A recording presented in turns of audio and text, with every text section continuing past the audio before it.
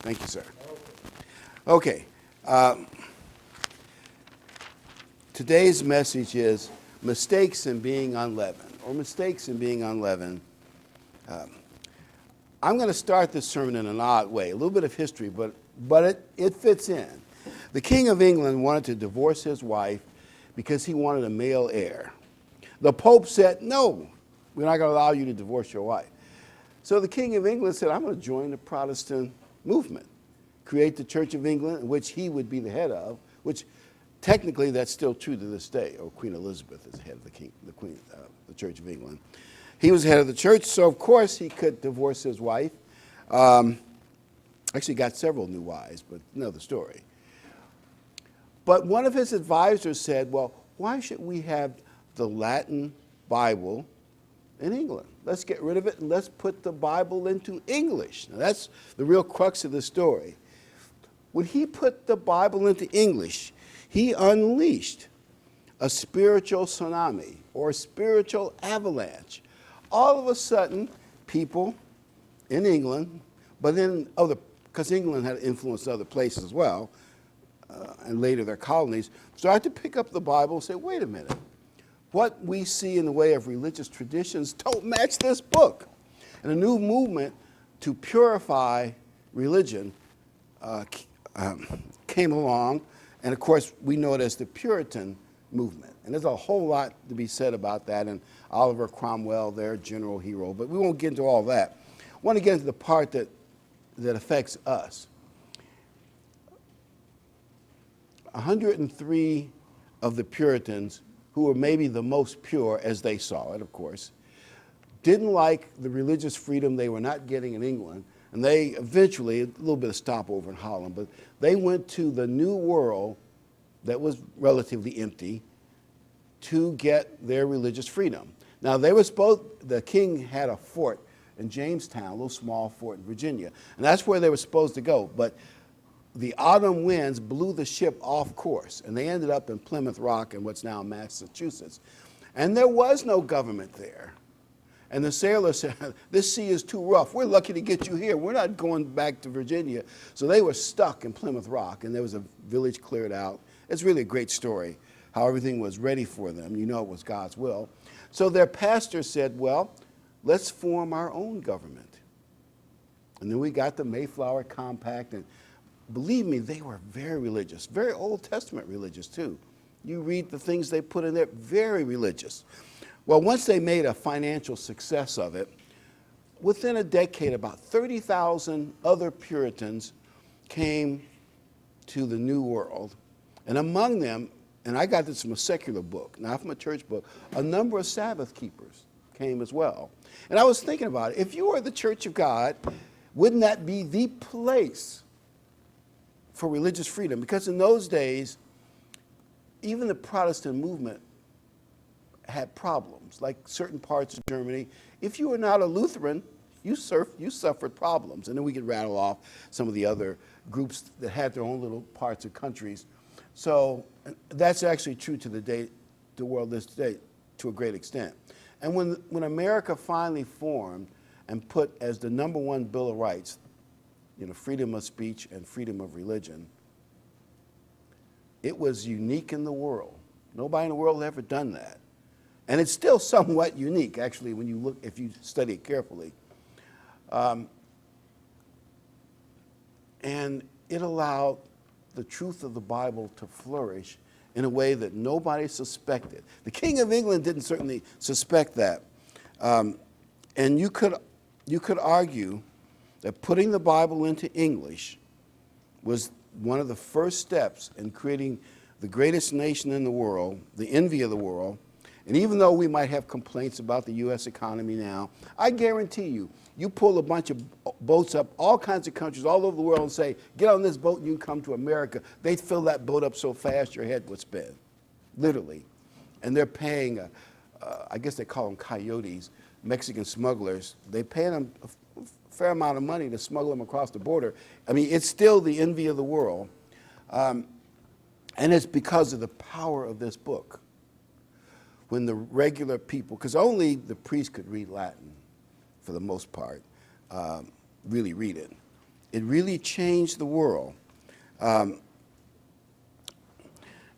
one of the things that it's like the people escaped Europe to get away from paganism or paganized, compromised religion, where they could practice religion more purely.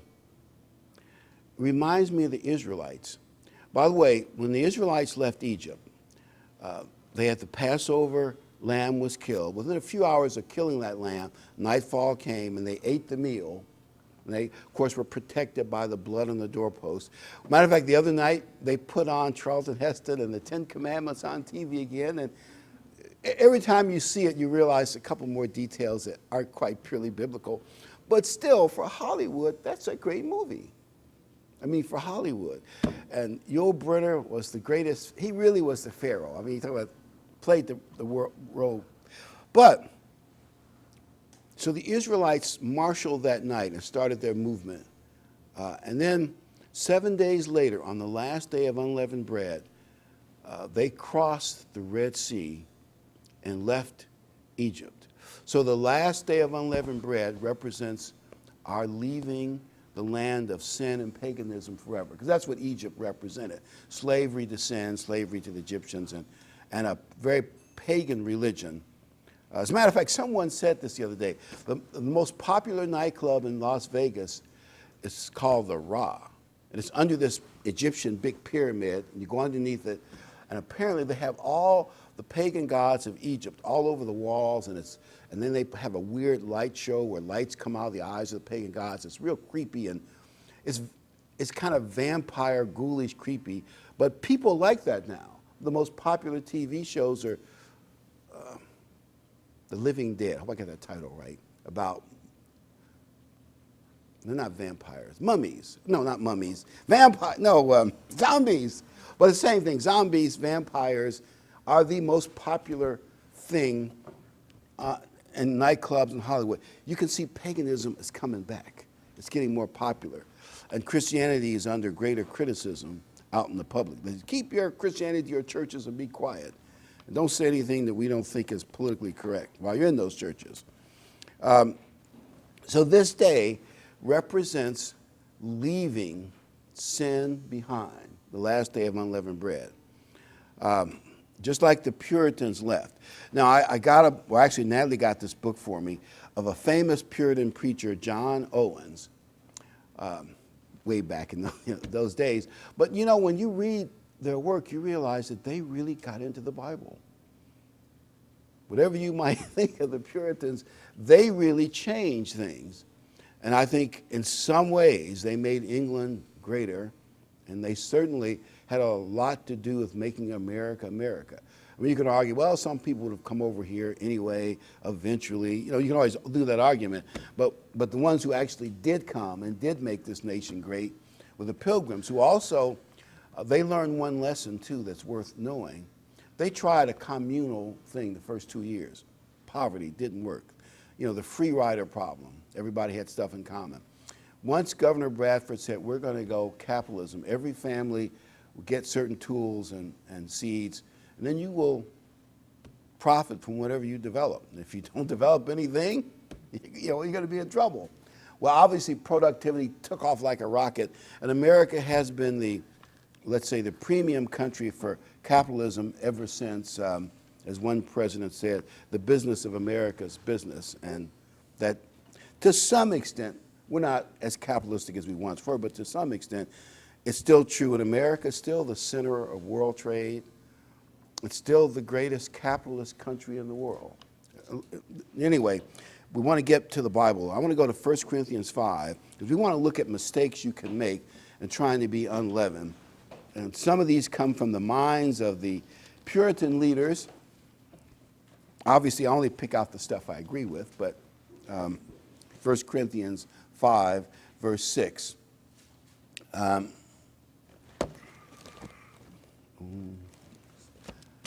This is the Message Bible. So this Bible is a little bit different than what you're used to reading. So just keep that in mind. He says, your flip and callous arrogance to these things bothers me. You pass it off as a small thing, But anything but that, you know, a little leaven or yeast, you think it's a small thing, but a little leaven or a little yeast works its way through the whole batch of bread and pretty fast. And if you don't get rid of that little yeast, it'll ruin the entire loaf. Our true identity is flat and plain or unleavened, not puffed up or wrong of ingredients. And he talks about the Messiah as our Passover lamb. But a little leaven leavens the whole lump. That's kind of the phrase I want to focus on. A little leaven leavens the whole lump. And let's say if you say to yourself, well, you know, I'm a pretty good person, and I go to church, and I give to the church, and I do some good stuff. But I have one sin. I know it's a real sin, but I don't want to give it up. I don't consider it that big a sin. I think that one sin God will understand. Or I can say, you can have excuses for, you know, all kinds of reasons. That is a bad strategy. That doesn't work. And I don't want to mention any specific sin. I've done that in the past. Somebody says, you're talking about me, or you know. And I really don't know any of your secret sins. So if I say anything, it's purely, maybe it's God's spirit or coincidence, but you know, they got mad at me. But whatever it is, you think you can control it. You can keep it a little sin. You can think you can keep it off in the corner, won't give you any trouble. But I believe Paul was right. A little leaven leavens the whole lump. It'll somehow crowd into your life more and push you into darkness, into sin, and further away from God. I'm not saying that weaknesses aren't a problem that will bounce back and back, but you have to keep fighting it. You can't just say, I'm going to accept it, and then whatever reasons you give for it, I believe it will not work. You cannot openly say to yourself, I'm going to allow this sin because it feels good. Or people in my family have always had this problem. And I mean, there are great, and there are even better excuses than that. But you must fight it. You must ask God to control it. Go to Psalms 40, verse 12. Now, I'm reading a different translation than yours, so it will sound a little different, but I think the point will be about the same. This is the Message Bible. Psalms 40:12 reads,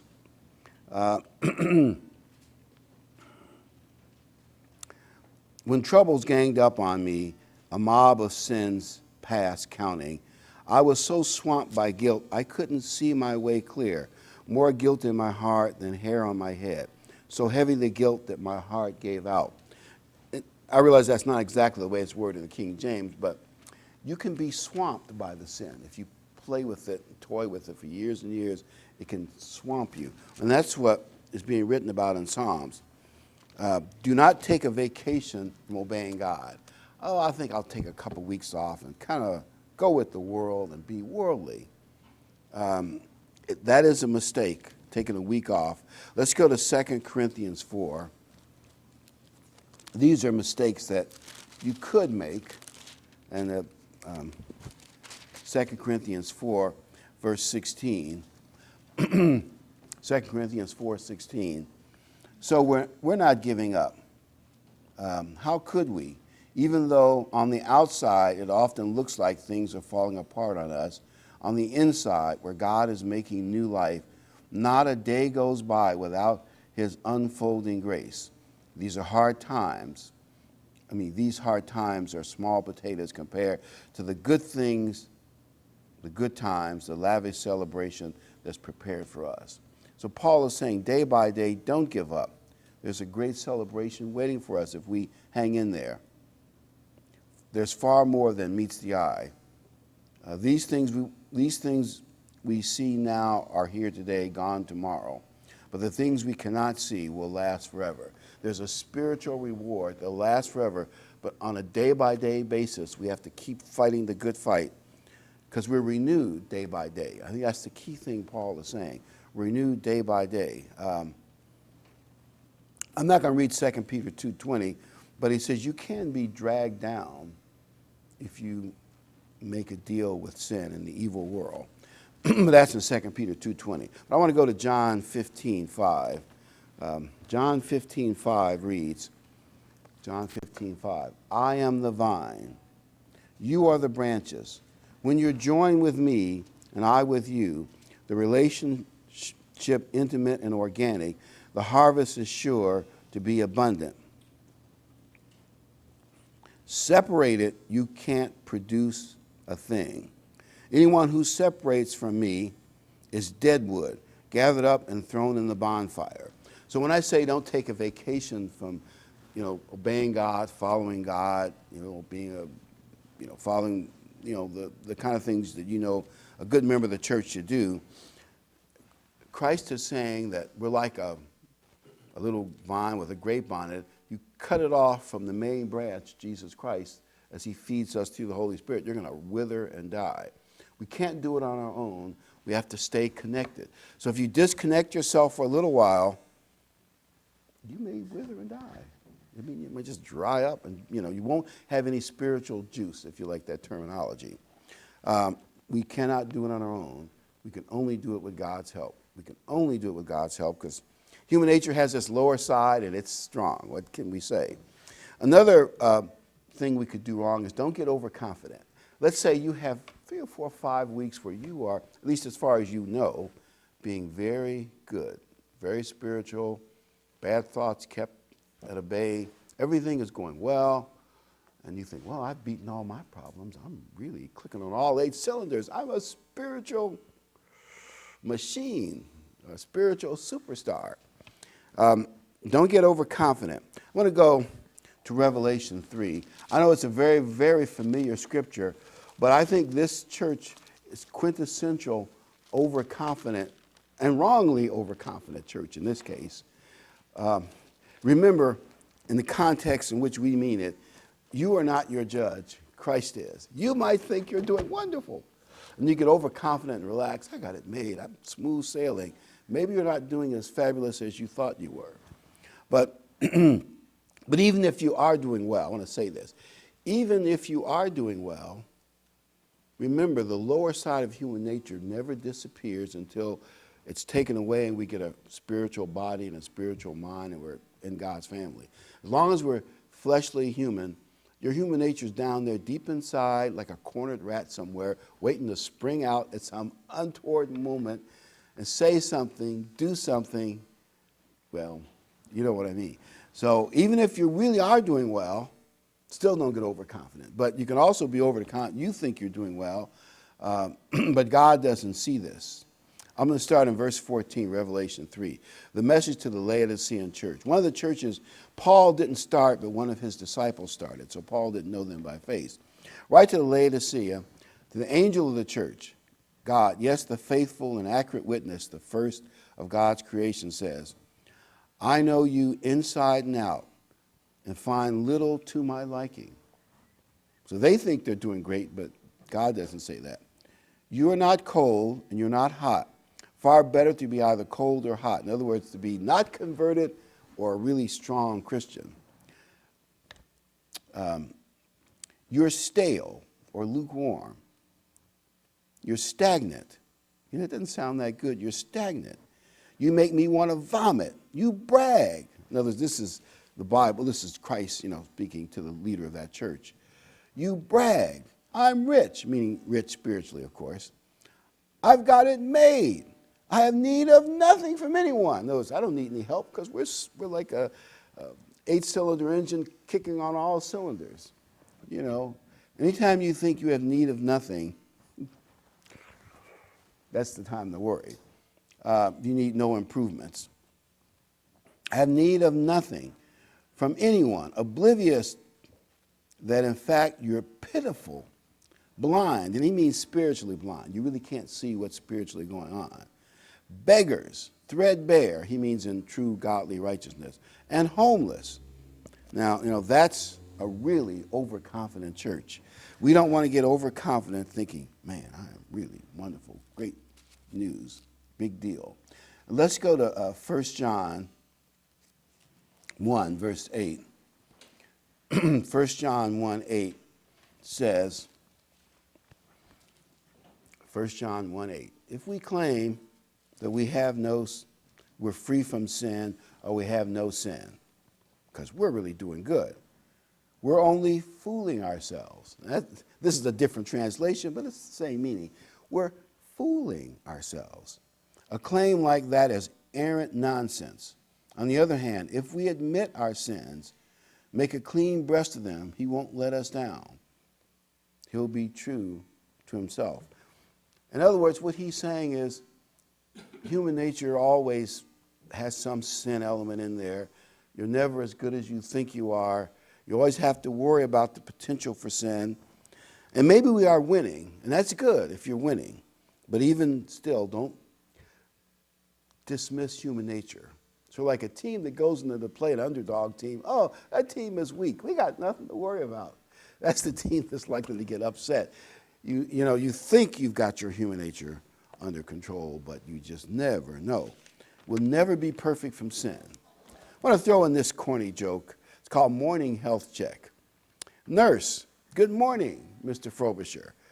You seem to be coughing much more easily this morning, Mr. Frobisher. That's because I've been practicing all night long.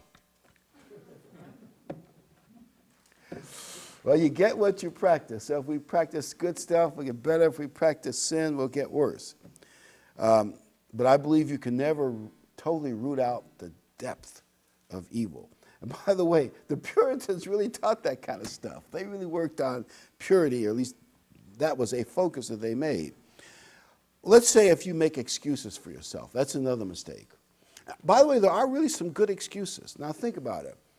Depending on the problem you have, you could say I inherited the potential weakness. And there are studies that show certain people have a greater weakness for certain problems than others with a different background. You can blame it on your crazy uncle. When I was an impressionable kid, 12 and 13, my uncle, and then you can talk about stuff you did with your uncle that was bad. And by all of that's very true. Or my older brother, or my parents, and boy, are there all kinds of bad parent stories that we could get into. Or you could talk about the other kids in the neighborhood, or the school system, or the movies. I could probably come up with a couple other really great excuses. And those excuses or grandparents were bad influences, or the power of the drugs just got me. Somebody was talking about Prince the other day. I said, what's the big deal? It's just another rock and roll star swept up by drugs. It killed most of them. I mean, it was all, to be a musician at least a certain point in time, this lady whose son is a musician, and I won't go into details, we were talking, and she was hoping her son doesn't get into drugs, because that is the big threat. I don't know how it works, but I guess backstage, their fans bring them drugs or whatever it is, but, and that would be a good excuse. I'm a drug addict because the people who like me keep offering me drugs at parties that I go to. And the excuse would be a true one, but it still doesn't change your guilt. And by the way, I believe God knows he did not pick the greatest or mightiest people, and he knows that we've been growing up in a world full of bad influences. So I'm not saying God doesn't understand. He does. But he still expects us to overcome, to use his Spirit to overcome. So don't let all your bad uncles and other bad influences as your excuse, because even if the excuse is true, I'm under bad influences. That's the world we live in. Everybody's under some level of bad influences, some worse than others, I'll admit. We all have obstacles to achieve and to overcome. Let's go to James 1. And we're going to, James 1, verse 13. James 1, 13. James says, don't let anyone under pressure give in to evil, say, God is trying to trip me up. In other words, the only reason I gave in to evil is because God put all those obstacles in my way, or some variation of that. God is impervious to evil and puts evil in no one's way. The temptations to give in to evil comes from us and only us. In other words, The evils may be there, but there's something deep inside us that evil was able to appeal to that we have to repent of. So even, I don't blame God, he put me in a bad world. Well, that part is true, but it's something in us that responds like resonating sounds. We resonate the evil. So when your uncle brought you some bad influences, you had that same evil in you that resonated with your uncle's evil, and whatever happened, happened. Because that is human nature. It's our fault. Verse 17, he's speaking about God's gifts. The gifts are rivers of light cascading down from the Father of light. There's nothing deceitful in God, nothing two-faced, nothing fickle. He brought us to life using the true word, showing us off as the crown of all creatures. So God is blessing us with the true word. And when the King of England put this book in common man's English, he unleashed something that was good for the Church of God and is good for us individuals. And it really did change the world. It's kind of amazing that one decision when his advisor says, get rid of the Latin Bibles and let's have some English Bibles. And whoa, what a difference that made in the world. And it helped create the land of religious freedom, the United States of America. By the way, even that storm that blew them off course, you know that was God's will, don't you? For them to land at Plymouth Rock and have to form their own government and get used to governing themselves. We all know that was not an accident. You just know that. God was in charge of that whole process. Verse 19, post this at all the intersections, dear friends. Lead with your ears, follow up with your tongue. Let your anger straggle along in the rear. In other words, don't get angry. God's righteousness doesn't grow from human anger. So anytime you get angry, you're like opening a door for Satan, and don't do it. So throw all spoiled virtue and cancerous evil in the garbage. In simple humility, let our gardener, God, landscape you with the word. Isn't that a beautiful way of expressing it? Landscape you with the word, with the Bible. So when the king opened the Bible into English, he really did change the world. Now, he didn't plan all that because it gave him trouble trying to run the Church of England, but who knew how God would use that? Making a salvation garden of your life. So we should be gardening our mind and life. Verse 22 and 23. Don't fool yourselves into thinking that you are a listener when you are anything but, letting the word go in one ear and out the other. Act, A-C-T, act or do, be a doer. Act on what you hear. Those who hear and don't act are like those who glance in the mirror and walk away 2 minutes later with no idea what they are, what they look like. In other words, listen to the word and act on it, obey it, follow it. Make no excuses, though there are plenty of legitimate excuses you could make. Why didn't God put me in a better family or a better neighborhood or whatever you want to say? Romans 6, and there are probably a lot of people who have some really bad stories they could tell you about their relatives and friends and neighbors. And Romans 6, verse 6, Romans 6. Could it be any clearer? Our old life was nailed to the cross with Christ, a divisive end to that sin-miserable life, no longer at sin's every beck and call. Remember, by the way, the definition of sin, 1 John 3:4, is the breaking of the law. Now, a lot of the world doesn't know that. They think sin may be dancing too much, some people play cards too much, smoking too much. Actually, the definition of sin is breaking the law. And the 10 Commandments are the core, of course. No longer at sin's beck and call. What we believe is this. If we get included in Christ's sin-conquering death, we also get included in his life-saving resurrection.